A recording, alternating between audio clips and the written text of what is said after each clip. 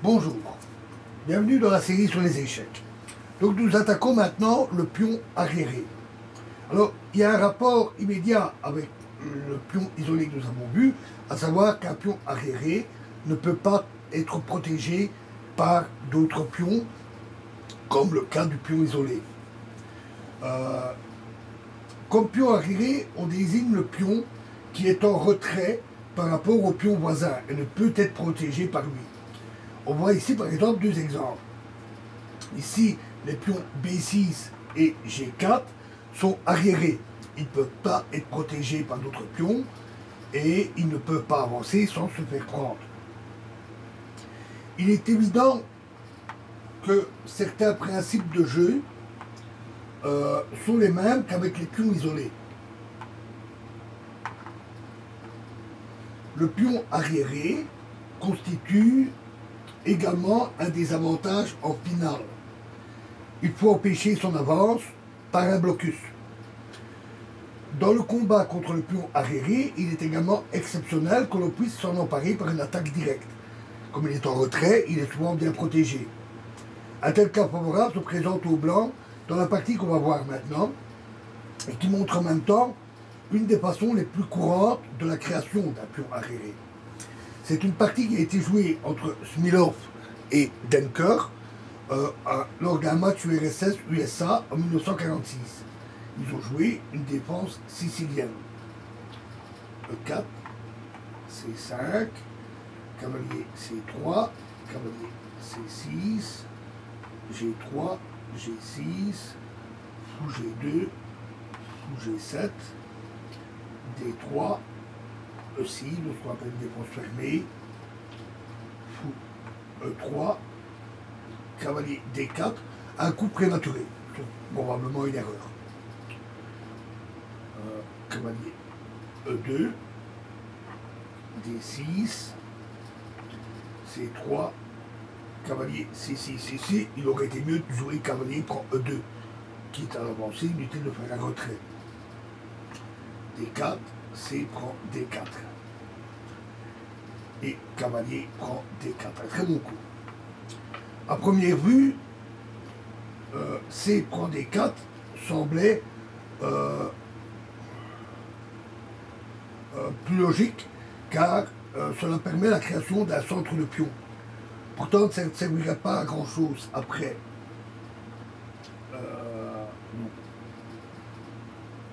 C prend D4, D5, E prend D5, E prend D5. Et la situation est tout à fait équilibrée. Suivi de cavalier G en E7, qui est défend le cavalier, surtout attaque ce pion isolé. Ou alors après,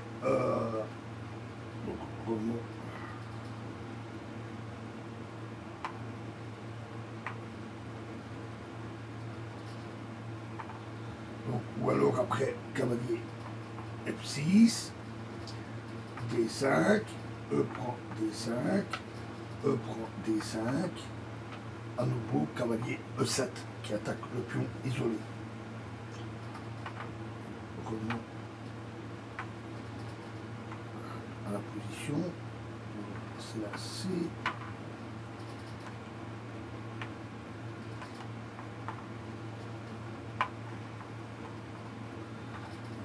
E4, C4, cavalier C3, cavalier C6, G3, G6, G2, G7,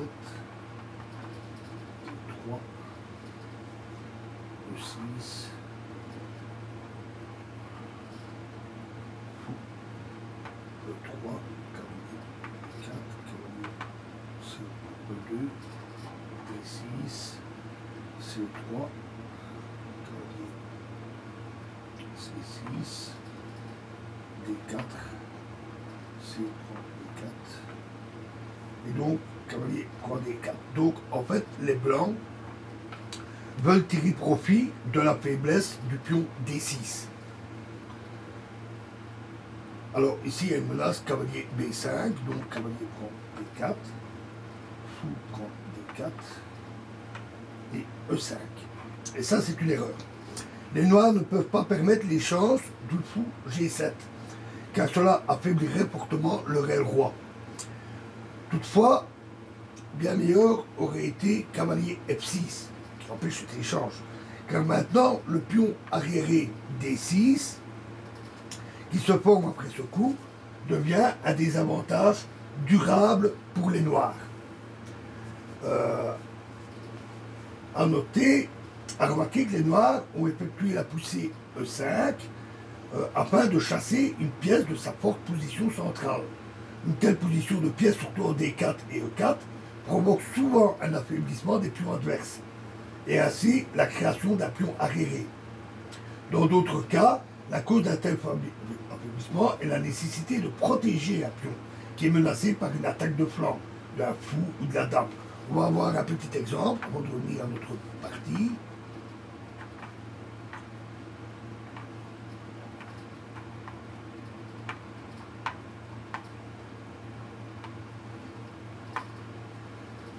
Après E4, C5, cavalier F3, cavalier C6, D4, C prend D4, cavalier prend D4, cavalier F6, cavalier C3, E6, cavalier B5, fou, D6, ce coup est une erreur. Alors fou F4, et là donc E5 pour protéger le pion. Comment on a alors automatiquement formation d'un pion arriéré en D5, en D6. Pardon. Revenons à notre partie.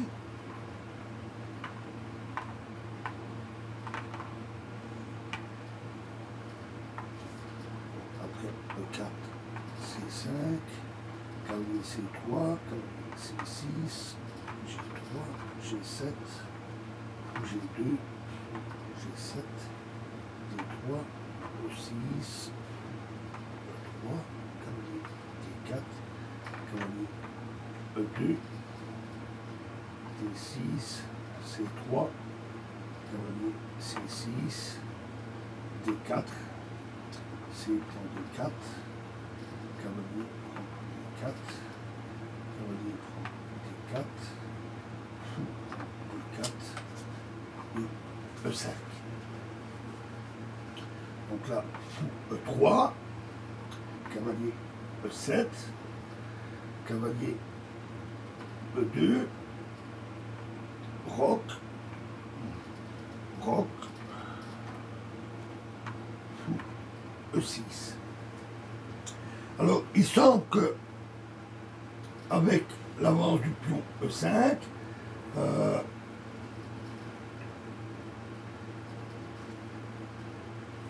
les Noirs ont eu raison.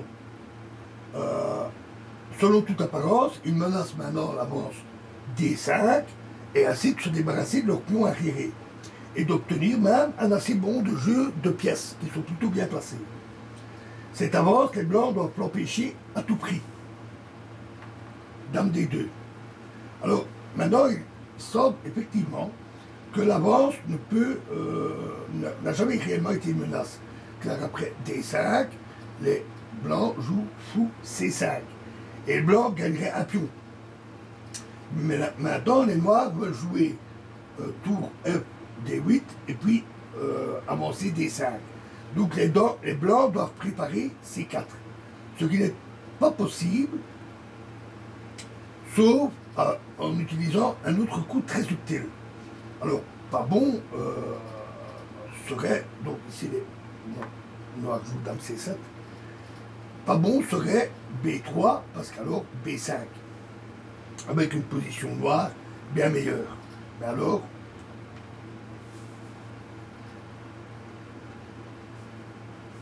tour C1,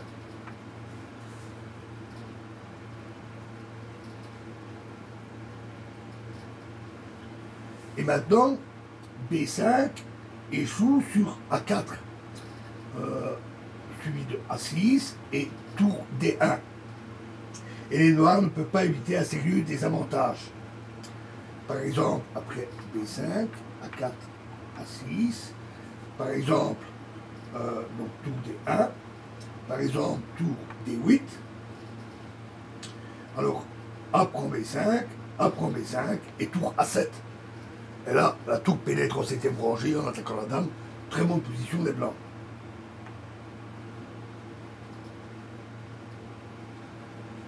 De même, tour F en D8, A prend B5, A prend B5, tour prend A8, tour prend A8, et dame prend D6.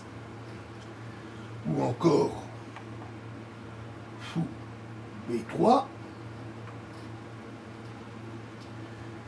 dame prend D6 directement, dame prend D6, tour prend D6, fou prend A4, mais alors, cavalier C1 qui menace B3, capturant le fou.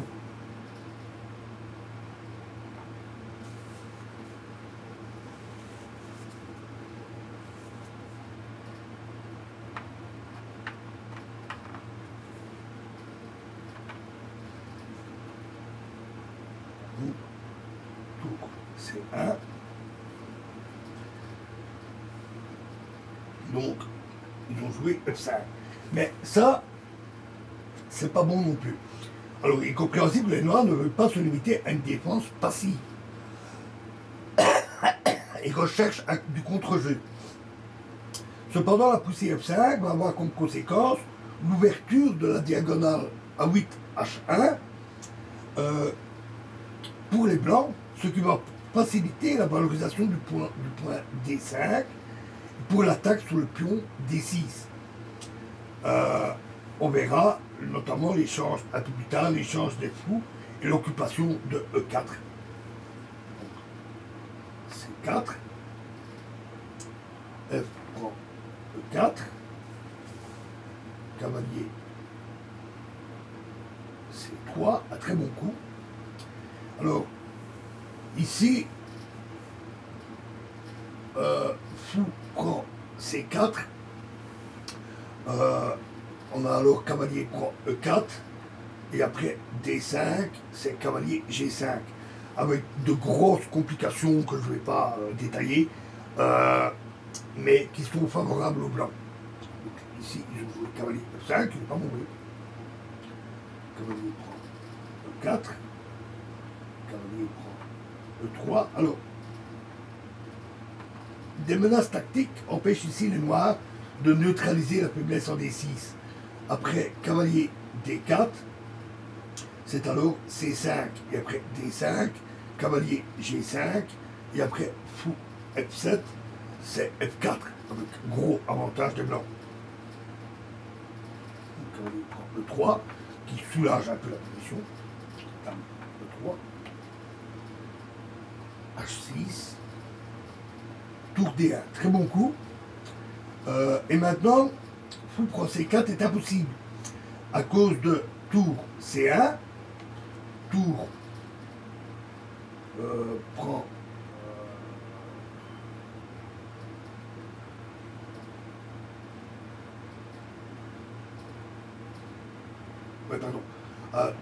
donc fou prend C4 est impossible à cause de tour en C1, D5, tour prend D5, dame F7 et cavalier D6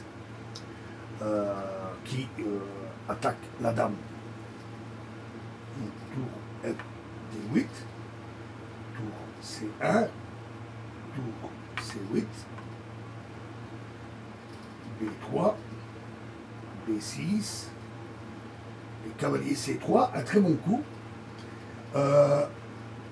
Ici, il y a maintenant l'échange de fous qui va se produire, dont je vous ai parlé. Les noirs auraient pu l'éviter par roi H7. On va voir pourquoi. Mais après fou E4, ils auraient été également très mal en point avec la menace dame dame en qui se rend en dame D3 et puis H4 et H5.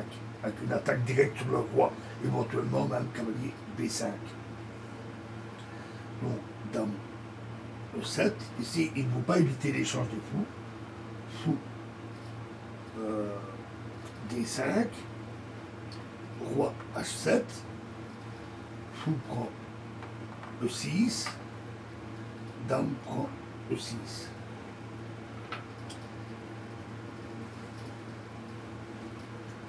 Alors, le pion arriéré en D6 et le matériel qui reste rappelle une partie que nous avions vue.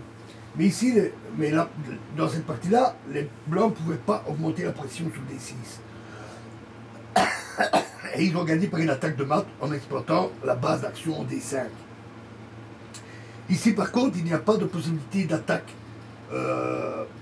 directe sur le roi noir. Il n'y a pas assez de pièces qui est engagée vers lui. Il n'y a que la dame. Mais la possibilité d'occuper E4 avec le cavalier permet ici d'attaquer directement le pion D6. Tour D3, tour C7, tour D1, tour F7, cavalier E4. Voilà la pression en question. F8, tour D5, dame G4. Ceci est une tentative de compliquer un peu la position. Le pion en D6 ne peut pas être défendu par un jeu passif. Parce que après tour D7, viendrait simplement dame D3. Et les blancs exploitent la pression sur la colonne D pour effectuer la poussée C5.